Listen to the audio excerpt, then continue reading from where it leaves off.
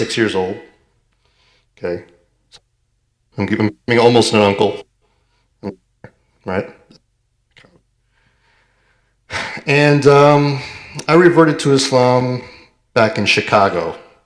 Okay, I'm actually a Spaniard by ethnicity. All right, I family moved here from Spain. Okay, so I actually have an immigrant family, right? And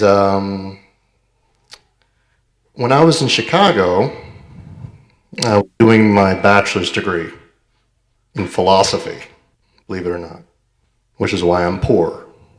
Okay, right. So one of the things that I do with my life is I think long, deep thoughts about unemployment, right? But I loved philosophy. It was an interesting subject. I didn't know what to do with my life, so I studied philosophy. And during that time, I was a Christian. And I took one philosophy course, and I met a Muslim in the class. We got to talking, right? And I started to doubt aspects of my faith. And about 6 months later, I was convinced, to become Muslim. Okay. Now, I didn't become Muslim immediately. It was a scary climate back then. I don't know if you all remember this thing called 9/11. Some of you weren't born yet, but that was a very scary time. In fact, actually, I saw 9/11 on TV. Happened live. I think some of your parents did too. I remember that time. And I reverted within the decade that occurred. So there was a lot of Islamophobia during that time. So it was not really, I guess you could say, a wise decision to openly revert in public, especially in a climate, where people don't like Muslims. Right? So it took me some time to actually admit that I was Muslim. And that led, but eventually I did become Muslim, alhamdulillah. I took my shahada, right? And I changed my name and everything. And I started to live my life as a Muslim. Now this led to some consequences for me. I want you to imagine my life before this, first off. I used to drink, I used to go to clubs all the time, right? I used to date all the time. I did all the things a normal secular kid would do, okay? I even took drugs occasionally. I'm not bragging about it, I'm just telling you what happened, right? There was a point when I was a juvenile delinquent, and got into some, gangs and stuff like that, okay? I did a lot of bad things. I even went to jail for some time, believe it or not. Yay, that was a fun time. I got in a fight with a cop.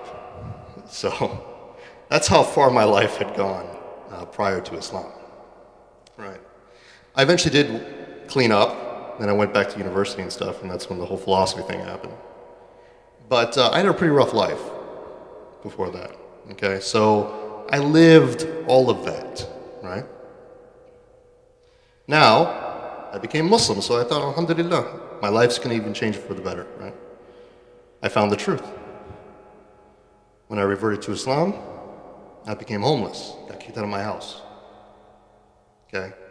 I was living on the streets for about 8 months, in my car and off and on.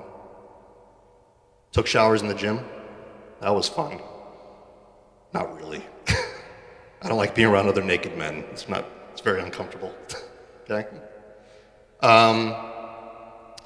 And then after that, I still had to complete my degree, right? Sometimes I would sleep in the musalla too. You know what a musalla is? It's an on-campus sort of masjid. I would sleep in there, right? So, eventually me and my parents did reconcile. It was mostly just a concern about me becoming a terrorist and stuff. Like I said, this is an anti-Islamic climate. So, we eventually reconciled. Me and my mom and dad are fine. But it took a while. So, I also lost all my friends. That really stunk. That wasn't a fun time. And I kind of had to immerse myself into a culture I didn't even know. So I made a lot of new Indian friends, a lot of new Arab friends, a lot of Malay friends, etc. Never eaten this food before in my life. Don't speak any of these languages. Started just learning how to pray. Actually, first time I ate Indian food was during Ramadan. My friend thought it was funny when he gave me halim. I don't know what you think halim is. Anyone know what halim is? It's very spicy, especially if it's from Hyderabad. So he gave me that. That was fun. Um, I learned how to accept spicy food after that point in time. So a lot of things were new for me, and this culture that I had been part of my whole entire life, that was actually part of my identity, had also abandoned me. So now I was like in this existential crisis. Like I didn't know who I was. I was Muslim, but now I've been rejected by my previous culture, and I'm not fully accepted by my current culture. Right? I'm just, sometimes brothers would call me Gora, or Gori, whatever you call it, right? It's kind of a derogatory term for white person, right? I got that a lot too. So I had to deal with racism on this side of the aisle and also on this side of the aisle. So I was kind of stuck in a limbo. Not easy. Right? But alhamdulillah, I completed my degree despite all these battles, conflicts, and I decided, you know what, I want to go overseas, study Islam, but I want to study kind of something in my arena, maybe do some Islamic thought and philosophy. So I moved to Malaysia. I lived in Malaysia for 7 years after I reverted. 7 years, long time. Probably the best experience of my life, though. I learned a lot about myself. And during this time, I completed my master's degree under Islamic scholar and his students known as Syed Naqib al-Atas. I don't know if you know who that is. He's a famous Muslim philosopher. Okay. And I did my thesis on atheism and doubts and things like that. So my primary focus during my Islamic education was dealing with secular ideologies, so kind of understanding like secular liberalism, atheism, all sorts of isms, etc. But I felt that I wasn't doing very practical things in my life. I wanted to do something else. And I didn't know what to do after my master's, so I worked for some think tanks and I was doing some stuff. But then one day I had a friend call me up because I kind of volunteered for this Dawah organization while I was still in Chicago. It's called Al-Quran Institute. You know what the Clear Quran is? Clear Quran? Do you know Quran, that translation? I was working for the organization before it was published. So I saw the beginning translations of that Quran. They do some amazing work.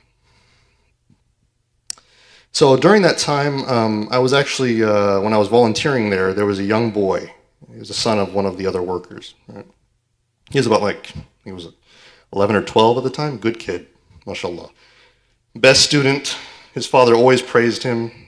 He had the calmest nature. He was a good kid. I go to Malaysia, right? Kind of forget about him for a while. My friend calls me up 7 years later. He said, Ali, I need to talk to you. I said, what? He said, I got some news. I said, what? You remember that kid? I'm not going to name his name.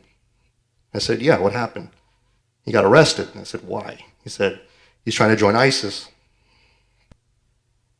I said, what? What, are you joking? What do you mean he's trying to join ISIS? That kid was a good kid. He was raised in a good family. He said, no, he met some guy online, convinced him to go to Syria. On his 18th birthday, no less. I was like, are you joking? He's like, no, he got arrested. He's probably never going to see the light of day. That really broke me. It broke me.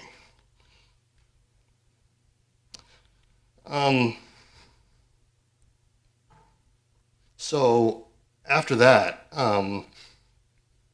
I decided I was going to do something more practical. So I tried to take my knowledge and I went into security studies in Malaysia. Okay, so I was at the University of Malaya, and in 2016, there were some ISIS affiliates in Malaysia. Okay, and they blew up a bar with a grenade. They killed some people. Okay, and then the government started looking around, saying, "Okay, who can we find to help us deal with this issue?" Right, so I volunteered. And I worked with the Malaysian government for about 6 months. And we found out there was an ISIS terror cell on the northern border. Okay? So we found out there was this ISIS terror cell there, and I was really angry. I was angry. because, these guys were ruining people's lives. They were killing other Muslims, right? I was angry. I was especially angry about my friend. So they asked me again, you want to help us some more? I said, sure. You want to go there? I said, let's go. So I trained for a couple of months. We got 20 guys together. They dropped us 20 kilometers into Thailand. We found their encampment. We found stashes of weapons and bombs, about 1,200 kilos of ammonium nitrate. You know what that stuff does? Anyone know what ammonium nitrate is? It's fertilizer, but it's used for bombs. You do see that video about Beirut, the Beirut bombing, the whole excuse? That's ammonium nitrate. So we found this stuff, and we found some phones. We confiscated things, and we found out these guys were planning to blow up a mosque and a marketplace on Juma, and they were going to kill these women and children. And they were planning on doing that. In fact, one of the text messages said that one of the guys asked, "Do you really want to do this during this time? Because we're going to kill a lot of kids." And the guy responded and said, well, they're going to grow up just like their parents, so it's okay. Right? And we reported everything back, and we arrested them all. And they're no longer a danger. Okay? So my contract ended. I head back to the United States, and I've been based in Atlanta ever since. Right? And during this time, I kind of had a lot of ideas in my head. First off, from my studies during my master's, right, is why are these kids having all these doubts, right, about Islam and things like this? And also, because of my experience in Malaysia, at the end, with like ISIS affiliates and stuff, I was thinking, why are these kids getting radicalized? What's going on that our youth are so attracted to all these isms and extremisms and all this other stuff? So I started doing some research. And that research has led me down a number of paths. But for some strange reason, it keeps leading me into a path that I never thought I'd be in. Right? And that's talking to all of you right now in these massages. Because I was an academic before this. I was working at policy. I was behind a desk 24/7. And then suddenly somebody put a gun in my hand and said, go over there. Like that, my life's been pretty messed up. Okay. I don't have many people skills, as you can probably tell. But for some reason, I've been going around the country talking to everyone about these experiences and talking about their doubts and talking about psychology and all this stuff, right? And it's been very fulfilling. Now, why did I tell you this story? Was it just to tell you who I am? No, I kind of wanted you to guess certain things. I wanted you to kind of think about yourselves when I talked about my experiences. So what does this talk about? It's about what?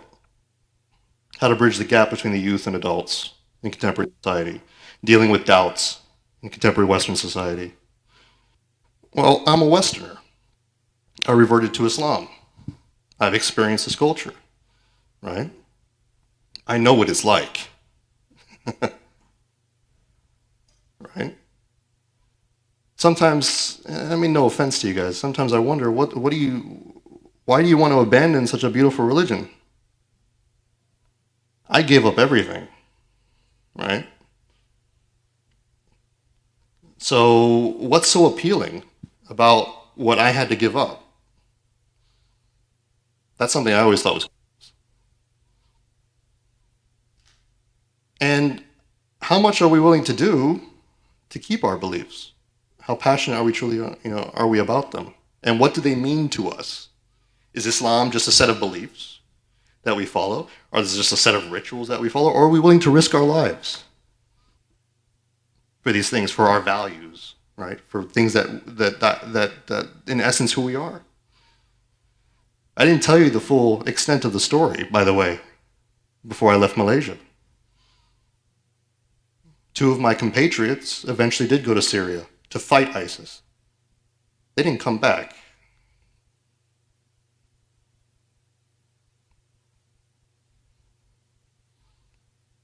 Did they die in vain?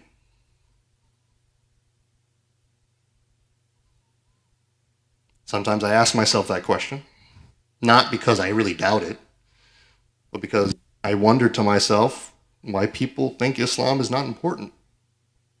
I mean, they didn't die because of just a belief. They died because they believed that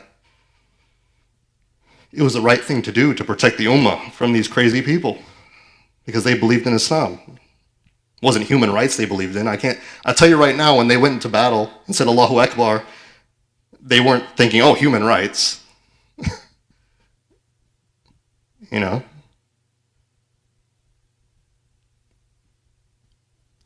These are some things to reflect on. I know it's a heavy subject.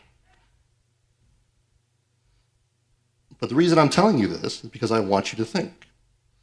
What is the importance of Islam in your own life? What are you willing to do for it? Why do you follow it?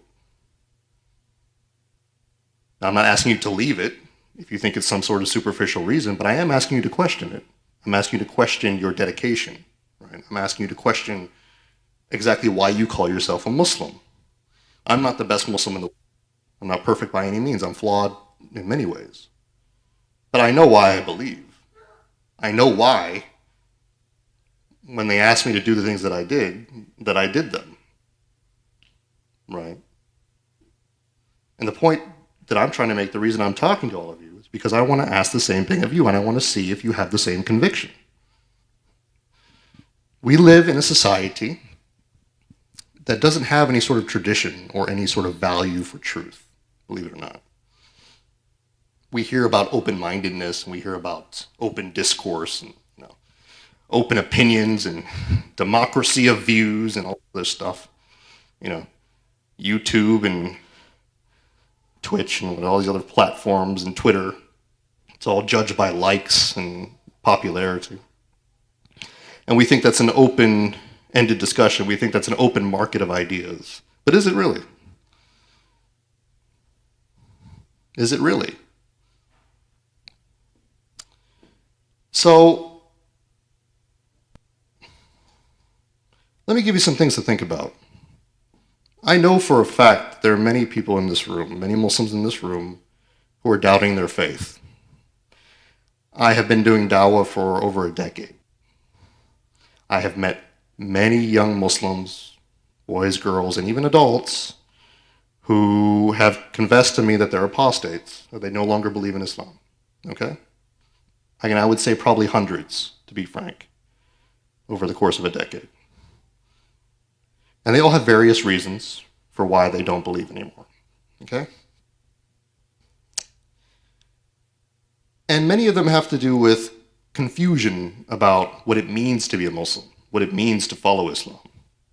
Right? Many of them don't even believe in God. They don't even know why they believe, or they're supposed to believe in God. And we often blame the culture, we blame the society around us. But I hate that so much. I really do.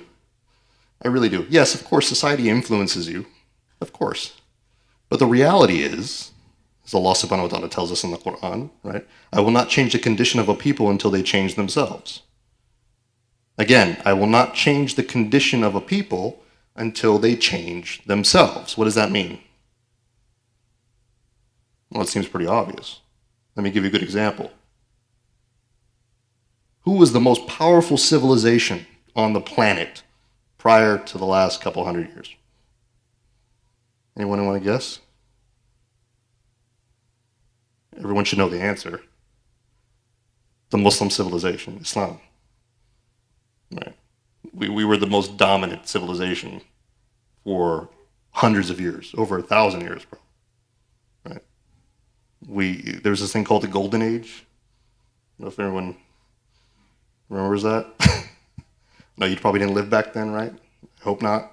But there was this thing called the Golden Age, right? Lasted for several hundreds of years. We were at the height of scientific productivity, philosophical productivity, infrastructure, engineering. Not just that, but in terms of religiosity as well. right? We were the envy of the world. We were the pearl of civilization. Everyone wanted to study in our universities. Everyone wanted to even become Muslim because they envied us so much. So I ask, what is the appeal of the secular liberal system that we want to sort of abandon our faith now? Oh, because now, the materialism of the West, now it's superior. But our religion and our religious identity has already proven that we can succeed beyond that, right? We have over 1,000 years of history proving, right, that our religion does not impede science and reason or productivity. In fact, it encourages it, right? It makes it greater. It was precisely because of our dedication to the faith that we were in the position that we were. And it's precisely because of the opposite that we are now in the position that we are today.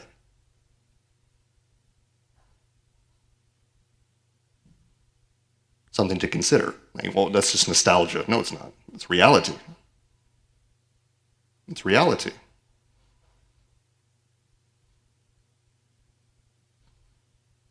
We have so much talent in this ummah, but for some reason we can't apply it, both to the material world and in the spiritual sense as well. Why is that? I find that fascinating. But secular culture, it gives this impression that we have to conform to it, and that we have to abandon our traditions, we have to abandon our identity in order to be accepted and in order to be considered superior, civilized people. But is that the truth?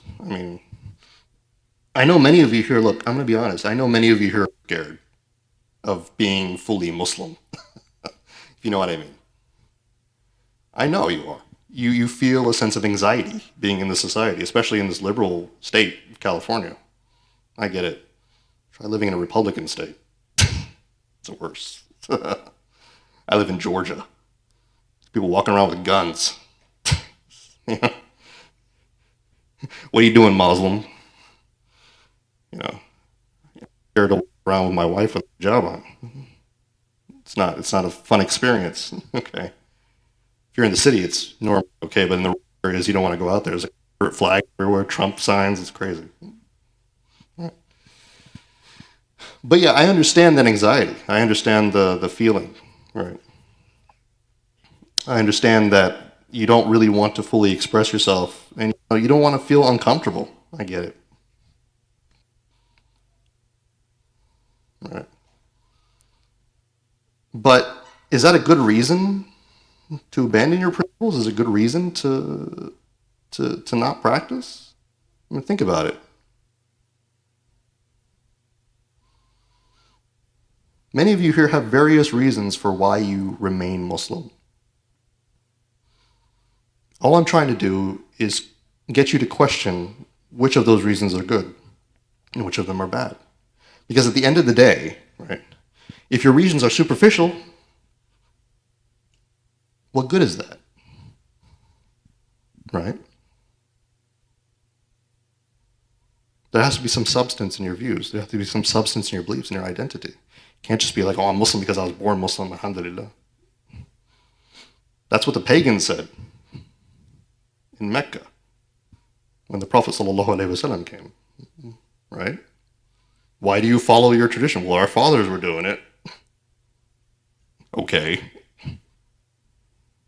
That's something that's mocked in the Quran. That's something that is considered to be irrational, right?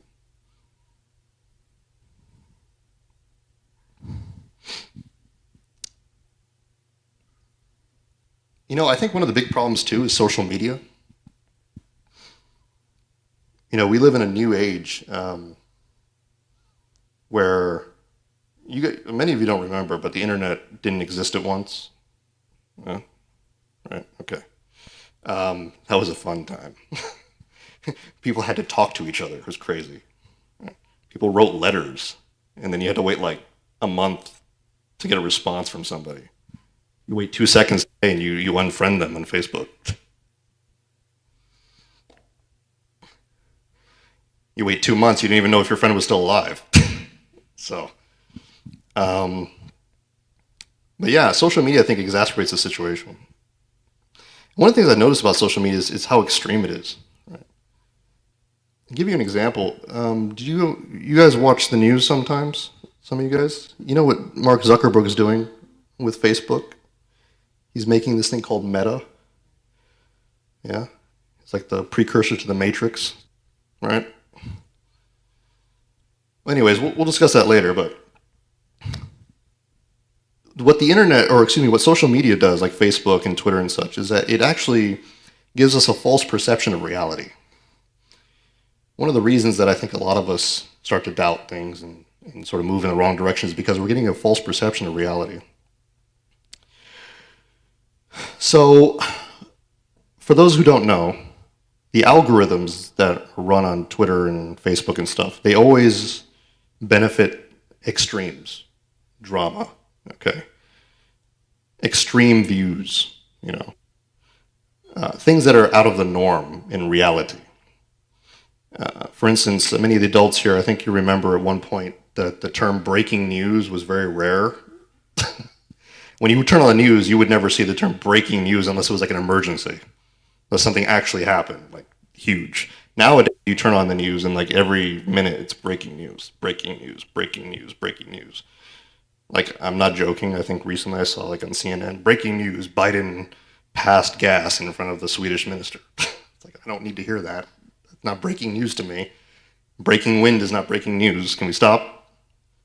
If it's something big, okay, tell me. But everything's breaking news because it's all marketing. Right? It's all marketing. When you go on Twitter and Facebook, you're getting a false perception of what's really going on.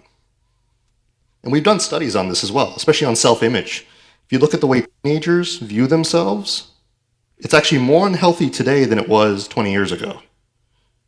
Suicide rates among teenagers have risen dramatically as a result of social media interaction. Not because of the lack of values per se, but because of the extreme images that they're constantly being faced with. Right? What they think society is telling them, which is really just the algorithm.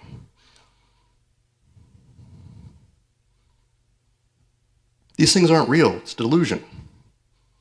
Many of us here, we think social media is a normal part of everyday life. It's only because it's been forced upon us. And if you don't believe me, let me give you an experiment. Okay, I think everyone in here, or just about everyone in here, has a social media account to some degree, right? Okay? I know this is going to be really hard, but listen. Turn it off for 2 weeks. I was going to say a month, but I know everyone is going to cry. So I said 2 weeks. Don't go on Facebook. Don't go on Twitter. Just 2 weeks. I promise you, you will see the world very different. You see yourself very differently. I promise you. Just 2 weeks. You'll notice a huge change in your mentality. Not only that, but you'll notice some other things too that might make you angry. Like the fact that all your friends didn't care that you were gone for 2 weeks. You'll notice when you come back to be like, everything's just back to normal. Nobody even noticed. Right? You also notice that your perception of the world is a little bit more balanced. You'll hear some things maybe, and your friends will say, oh, this happened, and you won't even notice. Because it didn't impact you. Nothing happened, really. The reality of stuff is always being forced upon us. We live in a fake world in social media. It's a fake world. It's a world geared towards views, towards likes. It's marketing. That's what it is.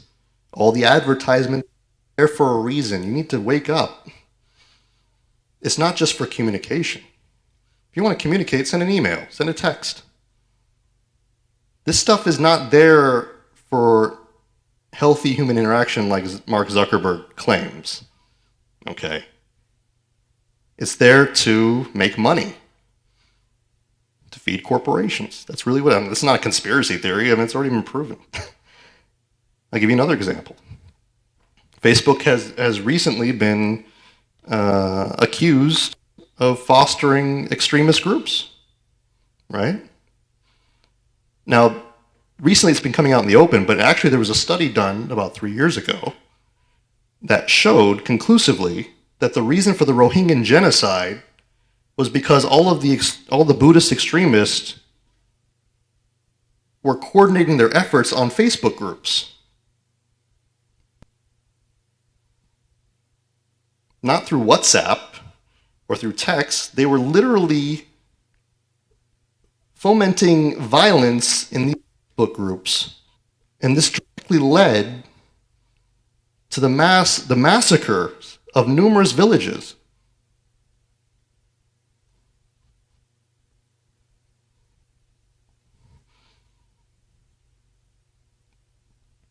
This stuff is not healthy. It gives a false perception of our society in reality. Right? In the same way, the reason I'm telling you this as well is because the same way, it also gives you a false perception of your religion. Many of the doubts I know many of you have faced is because of social media stuff. It's what you've read online by some Islamophobes and the constant bombardment of anti-Islamic advertisements and comments and things like this. It's constant. It's never ending.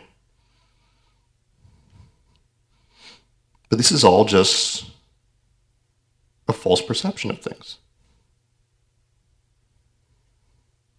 But at the same time, I also understand why you go to social media. I get it. Because we have another problem in our community. We have a huge problem within our community. And that is a lot of our youth are not finding the answers that they need. So they're relying on social media and blogs and Reddit and all of these other forums. Most of the youth who come to me, for example, asking me how to resolve certain issues with their faith, they tell me they read this on this forum, they saw this on this Facebook, or they saw this in this group, or this YouTube channel. And I always ask, did you go to a sheikh? Did you go to an imam? Did you go? And some of them will tell me, yes, we did. What happened? They didn't know how to answer it. Or they told us not to think about it. Or we got scolded. Did you go to your parents? Yes, I did. What happened? They wanted to ruqya on me. That's an extreme example. But no, the same thing. When they wanted to go to the people that were closest to them, they often felt ostracized, or they felt as though the authority figure in question was not prepared to answer these things. Even if the person was apparently studied, somebody who was learned. Okay? Which showcases a lack of resources and a lack of institutions within the Muslim community. Now, I've heard a lot of stories about how the youth are engaging and how they're interacting with their parents and how the general culture is surrounding things like education and the masjid, etc. And it's not surprising, right? Of course, especially if you're an immigrant, right? You want what's best for your kids. You want them to go to the best schools. You want the best jobs. You want them, to be well off. You don't want them to be persecuted. You don't want them to be hurt. You don't want them to be poor, and you don't want them to be suffering, right? But then at the same time, and I've talked to many parents as well, they come up to me and say, well, I don't know why my child no longer wants to be Muslim. I don't know why. I don't understand. I sent them to madrasa, they became a hafid of the Quran. They should be okay. Alhamdulillah. Right? It's not that simple. I've met many hufad who were actually apostates.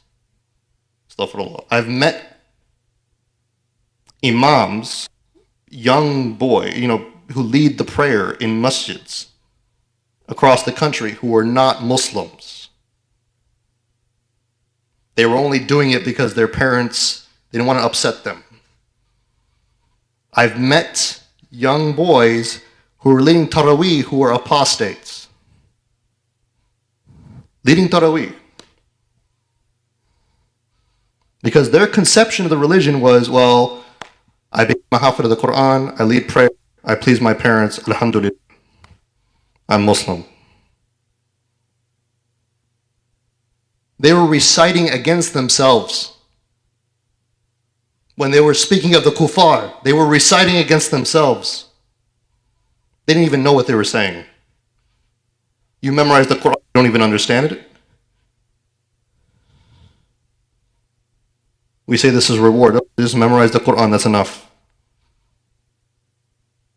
And as they go closer to the hellfire, we push them to recite their own damnation. Astaghfirullah, what kind of torture is that? What kind of value do we have for our own kids? They're having doubts about the faith. It's okay. It's okay, Beta. You memorize the Quran, just go recite.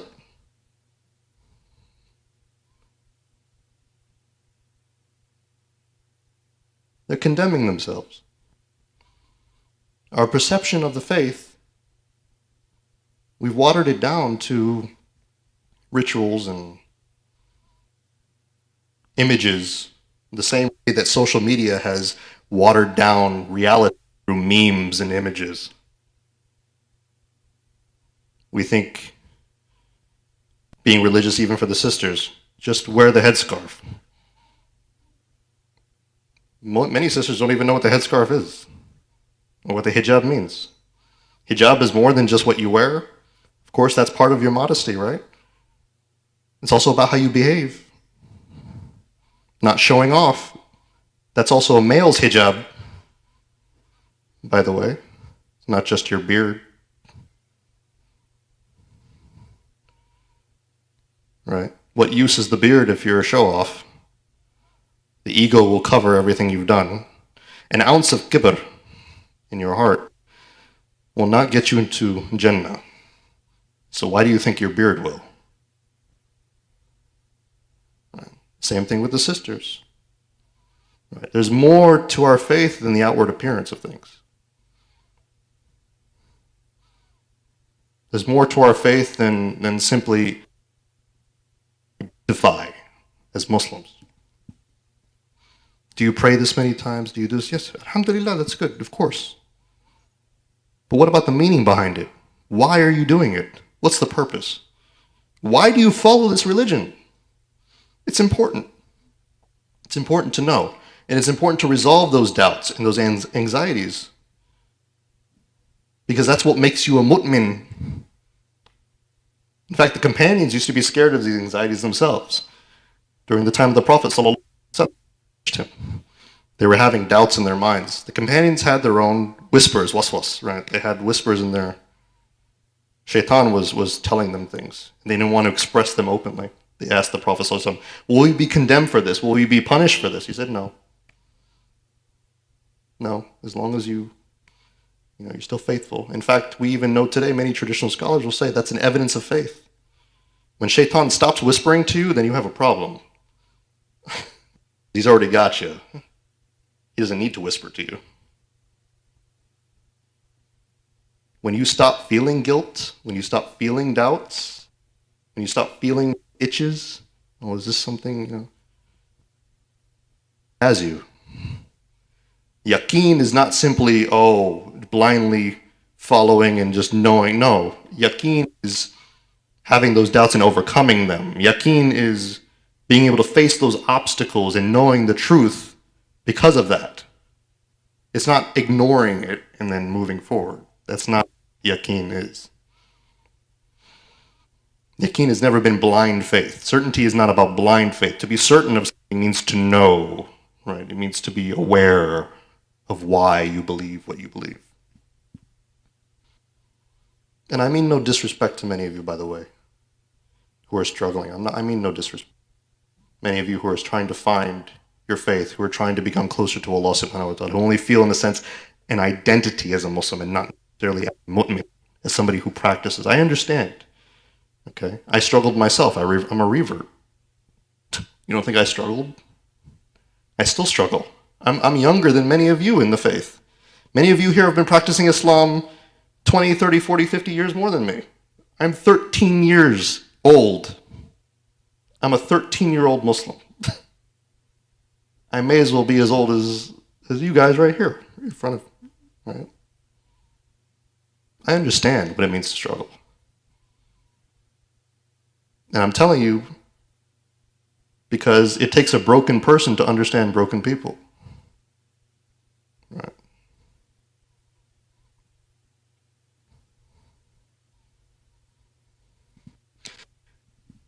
But there is something wrong with our institutions. There's something wrong with our community in that we're not taking these doubts seriously enough to establish the institutions and the resources necessary to resolve those doubts.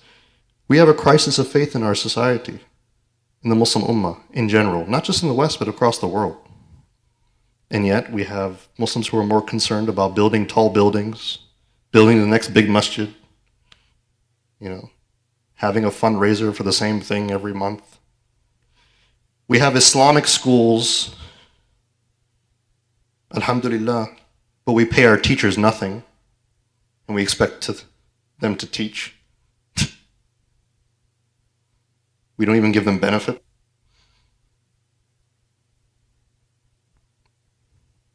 We used to be at the head of education in the world. What's wrong with us? Why can't we outclass the Christian schools and the secular schools? This is our talent. This is like something we excel at. We created the university system. You realize that, right? Like, you think Harvard is great? Harvard is based off of what we built for the past couple of centuries. Harvard is nothing in the grand scheme of history. It's great to get a job, sure, but it's not Al-Azhar. It never will be. Like I said, maybe in the secular world, but in terms of its legacy, it's never going to be Al-Andalus. Oh, the Westerners, they have so many Nobel Prizes. If they counted the Nobel Prizes for 1,400 years, we would be above them. Right? Our ancestors literally created the foundations of the contemporary scientific enterprise. I mean, you all know this. This is basic knowledge, right? Some of you are in computer science. I think many of you are in computer science, right? Muslims came up with algorithms. What? Well, how do you think the internet was created? Is based on the work that we did in the past, or that our scientists did in the past. Faithful scientists.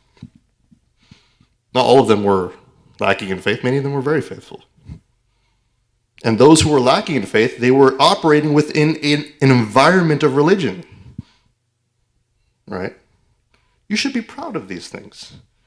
Not just for nostalgia's sake, but because it proves that your religion is relevant both in this world and the hereafter. So why are you so anxious? The sisters, and we're going to get to Q&A here. I've been rambling a bit, I apologize, but the sisters, I understand the most about their anxieties because they're actually more visibly Muslim than the brothers. No offense, right? And I get tired of this sometimes too. I hate it when brothers always correcting the sisters about things, about how they wear the hijab and stuff like that. The fact that they're even wearing it takes a lot more courage than you wearing a beard. I'm just saying it's true. It's just true. 90% of all of the physical assaults on Muslims in this country are on sisters. Right. Because they wear the hijab. Right. So I understand their anxieties even more. I understand why sisters are scared to be visibly Muslim, to even be practicing. They're a constant threat, both ideologically and physically, in this country. Right. But I tell you what, sisters, you have a lot to be proud of. And there's a lot of significance behind what you do, beyond worldly endeavors. As I said, the hijab is not simply a scarf. It's not simply covering yourself. That's part of it. But there's deeper meaning. Especially in this culture, which values the naked, values the woman who shows herself to others. Because, believe it or not, I think we all know this though, in this sort of culture, in this sort of society, women are primarily valued based on the amount of skin they show. They talk about equality, they talk about all these things, but the objectification is off the wall. I mean, it's disgusting.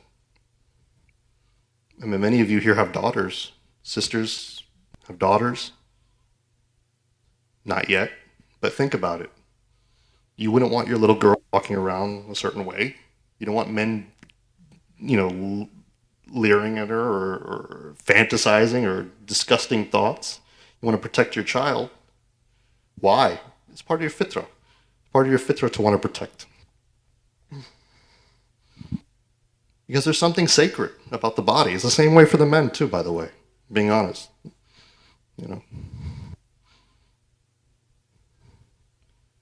Allah subhanahu wa ta'ala has commanded it not simply to control the lust of men. A lot of people assume that's what it all is about. It's not really that. It's not just that. Okay? That's a very small part of it.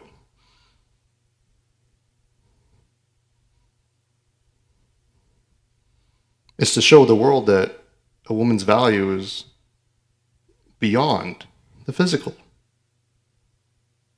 It's to express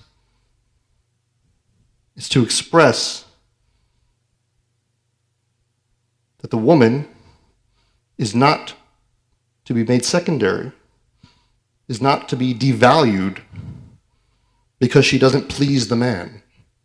Let me clarify. Because that's what men want to see. They want to see the naked. They want to see that image. That's what they want. If you give it to them, you deny them access. That's why in many Western societies we want to remove the clothing from both men and women, by the way, but mostly women. Because it gives them access, control over her value, over her presence.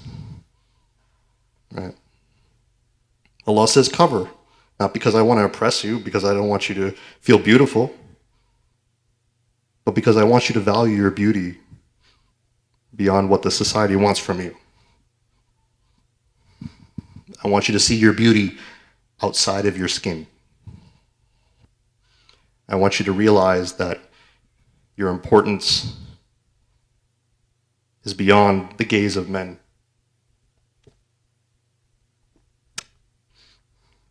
Tremendous respect for that as a man. Because the impulsive nature of man is to always gaze, which is why Allah tells us to lower our gaze. He tells us to lower our gaze, but he says, don't disrespect the sisters. She is not that for you.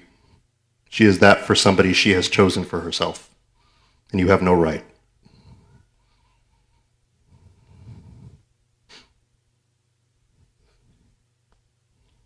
So leave her alone.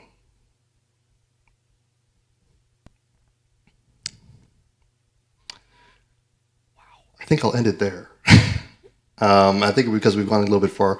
So I do apologize for rambling a bit. I am actually quite tired. I still have a bit of jet lag. I know it's no excuse. The coffee didn't kick in until very late. But I do want to open up for Q&A because this is just the beginning of a session of sessions through this weekend. Okay, because I actually want to answer some things that I think are on your mind. Like atheism. Oh, wow. LGBT. Feminism. Liberalism. All the isms you can think of. I don't have all the answers, but I got a lot. I can talk for a while too, by the way, as you can probably tell. And I am very, very forthright, and I don't care how controversial the questions are. I don't care how blunt the questions are. I don't care how embarrassing the questions are. I'm willing to answer them. And I'm also willing to do one-on-one sessions with people who desire spiritual counseling or otherwise. And I am here at your disposal. And the reason I'm here at your disposal is because I have a deep faith that Islam is the answer to all your problems. Not because I have a deep identity as a Muslim, or because I follow Islam because it just happens to be true. No, because I also believe strongly that it is what you are missing in your life. And no matter how flawed we are, that is the greatest hope that we have, is being Muslim. This religion is beautiful. It's amazing.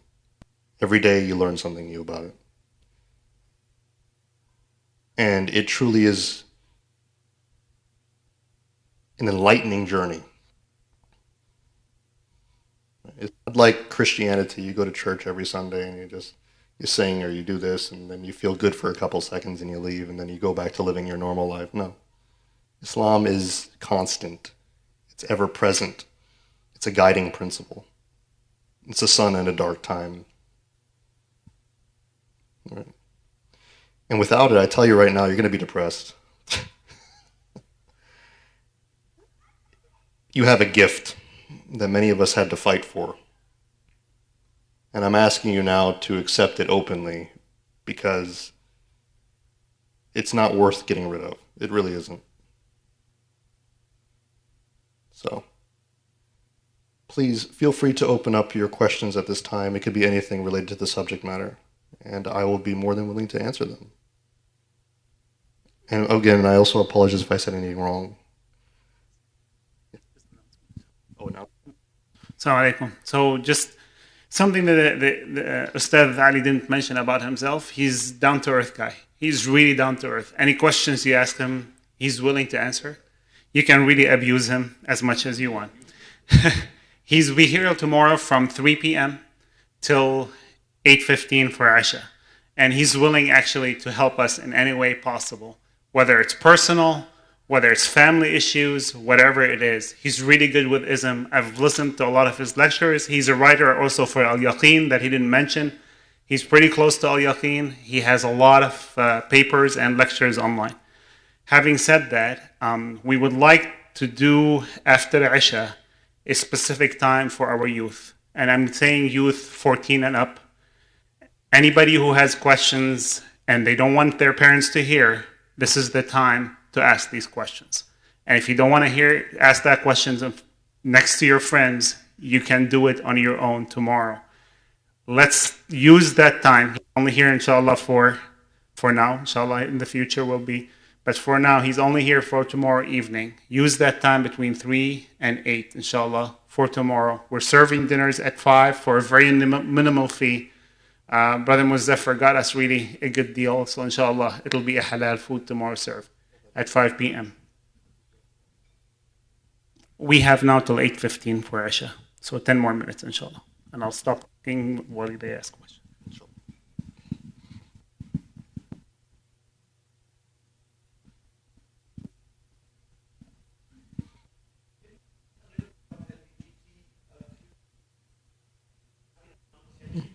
Oh, yeah.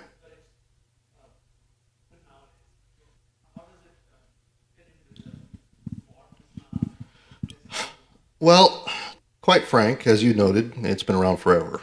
Same thing as atheism's been around forever, too. And it goes through phases. The Roman Empire dabbled with it near the end of its existence as well, believe it or not. Greek politicians were known to sleep with young boys during the end of the empire. The Spartans believed that was the reason they lost. Yeah, it's been a while for quite some time. And it is a non-normative aspect of society, meaning that it's not normal to be, it's never been a majority experience or practice in any one major society. Of course, you could talk about Lut, of course, the story of Lut and how Sodom and Gomorrah were destroyed. But generally speaking, it's always been an anomaly. Now, it has crept into Western civilization as of recently, past, 15, 20 years? Yeah. In fact, I happen to recall that even the Democrats in this country were against it about 20 years ago. I think Obama was against it for the first term, wasn't he? Yeah, and then after that, he switched sides. Yeah, that was quick. Guess he needed the votes. How do we deal with it? Well, that's a big question because that has various context. Well, first off, I will say this because I think people tend to conflate homosexuality, or excuse me, the inclinations with the individuals. And this is a problem within our own society, within the Ummah, because when we hear things like, a brother or sister says, well, I'm inclined towards the same sex, we tend to assume automatically that they've committed a sin, which is not true. It's just not true. Just because somebody says that they have this inclination does not necessitate that they've committed sodomy, right? We can't assume those things, but we tend to jump conclusions, right, by virtue of hearing these things. That's something that I think that's quite problematic. Secondly, we have to recognize that it does exist, obviously, within our own communities. Now, the Islamic position is very clear, okay? And it may surprise you, but Islam has nothing... Okay, hear me out before you get... I'm not giving you a marginalist opinion or anything. I just let me finish my sentence, okay? Homosexuality is not condemned in Islam. Hold on. Wait. The act of sodomy, zina, is condemned in Islam. Okay, the same way heterosexuality is not condemned in it, or that's just a sexual preference. Even the traditional scholars rarely talked about these sentiments. They talked about the acts. Okay, they didn't even recognize these categories. Like if you told them today, well, there's this person of LGBT, they'd be like, what is it? What does that even mean? Did they commit sodomy? That would be their first question. Like, did they commit zina? That's what we're concerned with, because that's the haram. That's what we don't care if they think this way. We care about is if they did the act. Okay, so that's the thing that we need to distinguish in Islam. Okay, so when we meet somebody on the street, for example, who happens to identify a certain way, we can't simply condemn them outright simply because they identify as a certain sexual orientation. Unless, of course, they come out and explicitly say, I did this, like something, X, Y, Z. In the same way, though, we also have to be very clear that if somebody of a heterosexual orientation says that they committed a certain act, right, that we can't, we can't condemn that person unless they've explicitly said they've committed zina or something, right? What? Oh, you didn't know? No, no, because even during the Prophet's time, sallallahu alaihi wasallam, there were people who had inclinations like that. No, because, okay, even in the fiqh, so let me give you clear fiqh opinion here, right? Even the punishment itself cannot be enacted without evidence. So what I mean to say is this: the minimum is 4 witnesses, or a confession. Now, what does that mean? A lot of people don't really read into this very much, okay? But when you say that you need 4 witnesses to testify in court that somebody's committed zina, the act must have been done in some public setting. Okay, in some sort of public setting, in some way that they could have been caught by 4 people, right? Because there's something else in Islam that's not allowed, and that's spying. For example, you put a camera in somebody's room and try to catch them having sex, that's inadmissible in court, according to the Sharia. Okay, you can't do that. It's inadmissible evidence. So that implies that the act itself has to be, in some ways, to be punished, has to be in a setting that it can be caught by 4 people, which is very, that's for the most depraved individual. Because most people who have any shame at all, even if they're committing a sin, will not do that. They won't do it in the presence to be caught by 4 people. They would do it private. Now, I'm not saying that's a good thing to do anyway, but what I'm trying to say in terms of punishment, the fiqh go out of its way to say, we punish everyone who commits it, regardless of this or that. There are very strict rules, okay? So that's something else that needs to be clarified. But on an ideological level, how do we deal with it? Well, we have to be very clear about the Islamic position. We can't be apologetic about this, okay? Of course, we can be nuanced, but we can't say that it's okay. All right? We can still respect people because everyone is flawed, right? I will tell you this right now. There's something that I really get upset about too, by the way. I have met, and I've counseled some parents and students and kids, right? They will find out that their child is, has that inclination, okay, or has that feel, or thinks they do, or confused or something, right? They want to disown him or disown her immediately. Like, oh, this is a shame. Astaghfirullah, get out of my house, right? can't deal with this. At the same time, they may have another sibling who has committed zina as a heterosexual several times and they still accept him. What's the difference?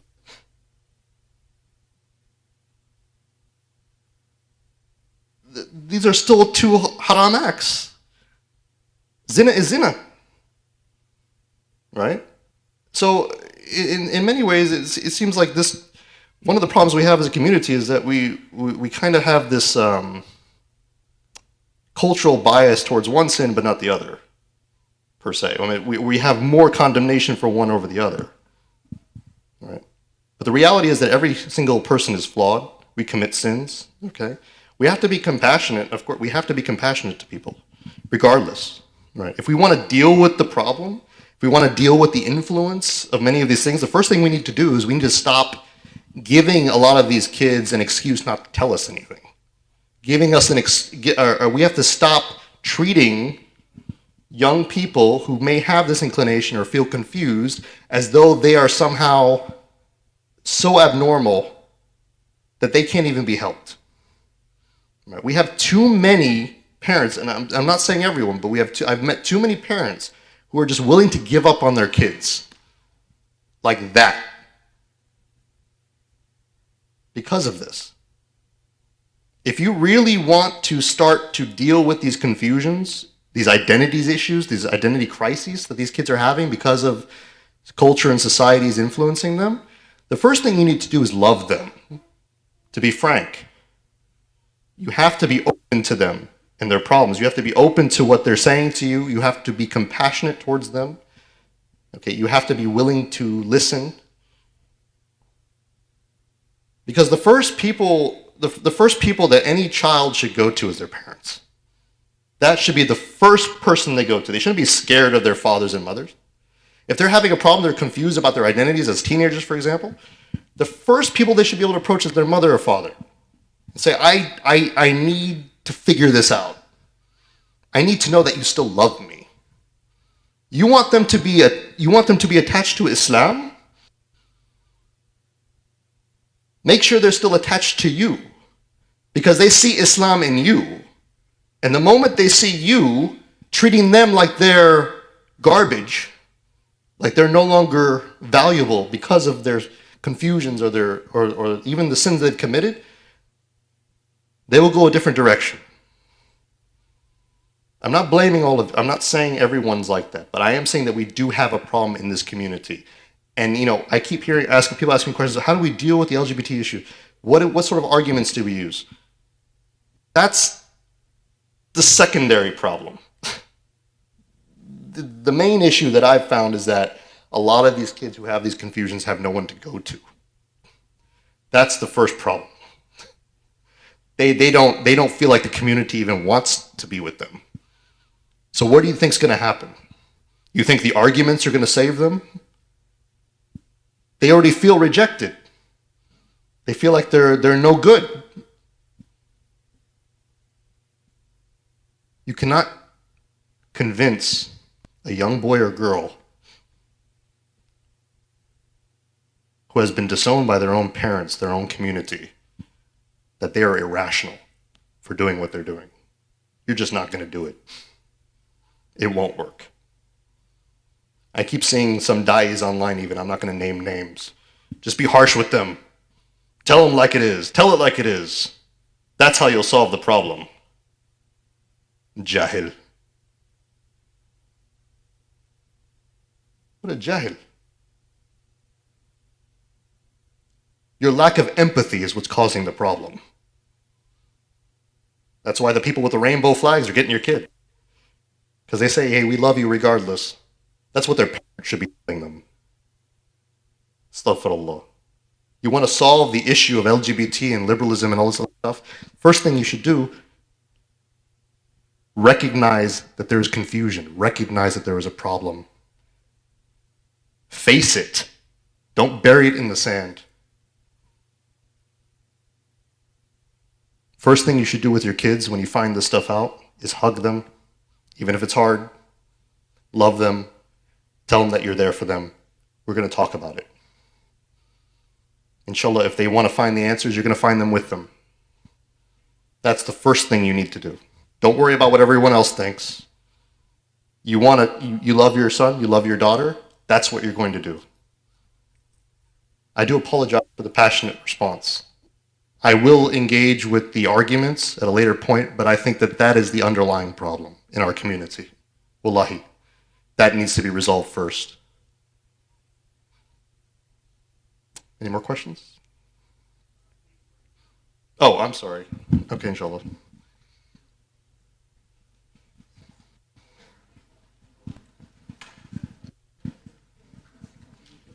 Sure. I'm up now. So inshallah